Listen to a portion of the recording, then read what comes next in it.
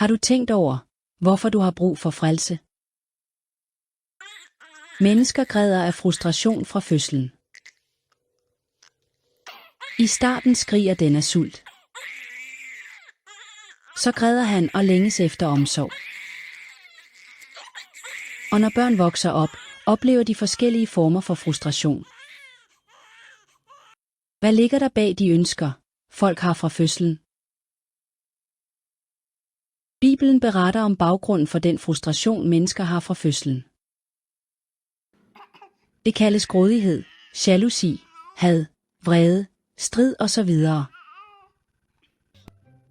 Små børn er grådige, jaloux og hadefulde uden specifikt at blive undervist i det. Dette er et produkt af synd, og det begyndte i moderens livmor. På grund af denne menneskelige natur er verden fyldt med had, konflikt, kriminalitet og krig. Så bekendte David: Jeg blev født i uretfærdighed, og min mor undfangede mig i synd. Mennesker bliver ikke gradvist syndere, de bliver født syndere. Derfor kaldes denne synd arvesynd, og dens oprindelse ligger i de første menneskers, Adam og Evas, oprør mod Gud skaberen. Da denne synd, som Gud fordømme, aldrig kan fjernes alene ved menneskelig kraft, er der ingen måde for mennesker at løse problemet med denne synd på. Gud har allerede erklæret: menneskehjertets tilbøjeligheder er onde fra barnsben af. Mennesket er født som synder, lever i synd og dør som synder. Bibelen vidner: det er menneskets forordnede at dø en gang, og derefter kommer dommen. Livet slutter ikke med døden, og efter døden venter 2 evige verdener.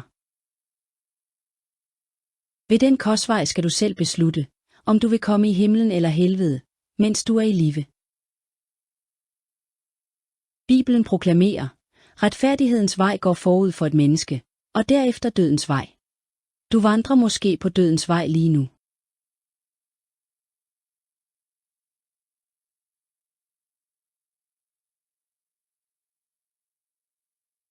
I så fald skal du tilbage for at overleve. De, der ikke har formået at fjerne deres synder, vil gå til evig straf, det vil sige helvede, gennem Guds dom.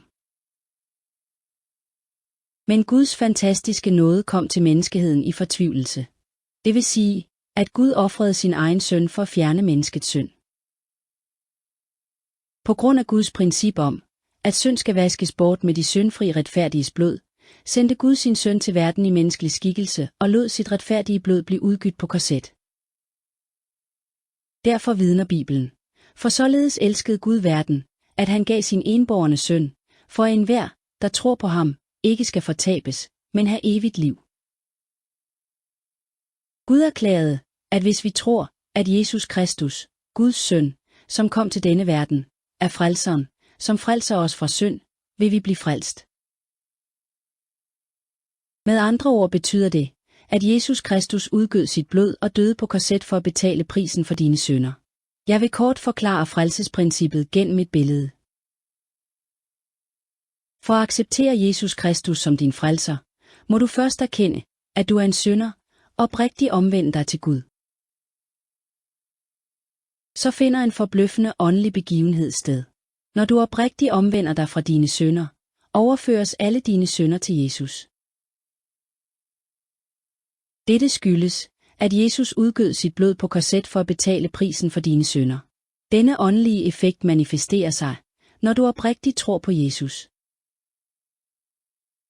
Hvis alle dine synder overføres til Jesus, overføres Jesu rene retfærdighed også til dig på samme tid. Du anses for retfærdig for Gud, fordi du har modtaget Jesu retfærdighed. Selv hvis tidligere synder forbliver i dit liv, har Gud lovet, at han ikke vil huske dem alle. På grund af dette løfte fra Gud bliver du et Guds barn, og Gud leder dig til himlen. Nu skal I tage imod Jesus Kristus i jeres hjerter som jeres frelser, og tro på ham med overbevisning. Vil du acceptere Jesus som din frelser?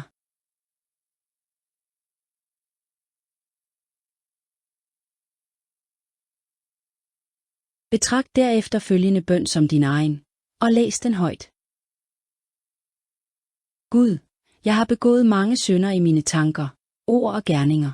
På grund af disse synder er mit forhold til den hellige Gud blevet afbrudt, og jeg har indset, at mit liv er ved at dø i evig lidelse.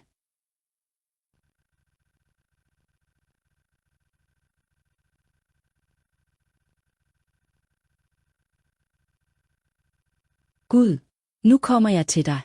Jeg tror, at Jesus er Guds søn og kom til verden for at elske og frelse mig. Jeg tror også, at Jesus selv døde på korset og bar den straf, jeg med rette fortjente i mit sted.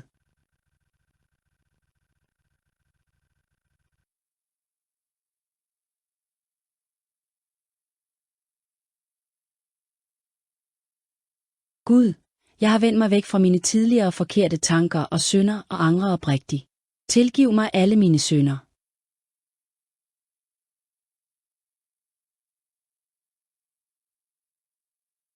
I dette øjeblik åbner jeg mit hjertes dør og modtager Herren Jesus Kristus som min frelser.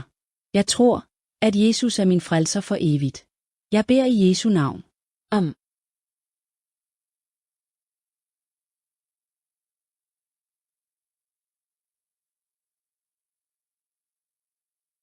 Nu er du blevet et nyt menneske.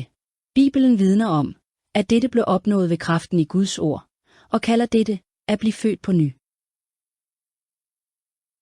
En person, der er åndeligt født på ny, har brug for åndelig næring, og den næring er Guds ord. Derfor vidner Bibelen, I længes efter åndens rene mælk som et nyfødt barn. Med andre ord betyder det at længes efter Bibelens ord. Hvis du læser i Bibelen hver dag, vil du vokse åndeligt og blive et moden menneske. Når du læser Guds ord, kan du åndeligt høre Guds stemme og tale til Gud gennem bøn. Da vil det håb om himlen, som Gud har lovet, blive lysere i dit hjerte.